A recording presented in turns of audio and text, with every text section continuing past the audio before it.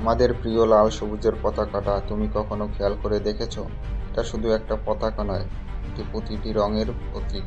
এর প্রতিটি রং, প্রতিটি মাপের পেছনে লুকিয়ে আছে এক নিখুঁত গাণিতিক হিসাব।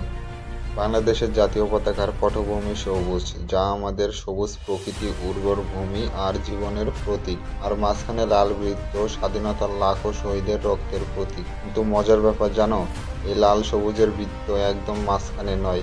এটা আসলে বাঁদিকে সামান্য সরানো, ঠিক 1/5 ভাগ। এমনটা করা হয়েছে যাতে পতাকা উড়লে বা বাতাসে দুললে বৃত্তটা দেখতে পুরোপুরি মাঝখানে মনে হয়। এটাকে বলা হয় অপটিক্যাল ব্যালেন্স ডিজাইন, যা পৃথিবীর খুব কম পতাকায় আছে। পতাকার এই মাপ ঠিক করার জন্য নির্দিষ্ট কিছু নিয়ম আছে। পতাকার দৈর্ঘ্য ও প্রস্থের অনুপাত 10:6, আর লাল বৃত্তের ব্যাস পতাকার দৈর্ঘ্যের 1/5 ভাগ।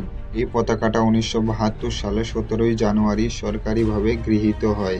তাই পরের বার যখন তুমি বাংলাদেশের জাতীয় পতাকা দেখবে, মনে রাখবে এটা শুধু কাপড়ের টুকরো নয়, এটা আমাদের জাতীয় গর্ব আর এক নিখুঁত গাণিতিক শিল্পকর্ম।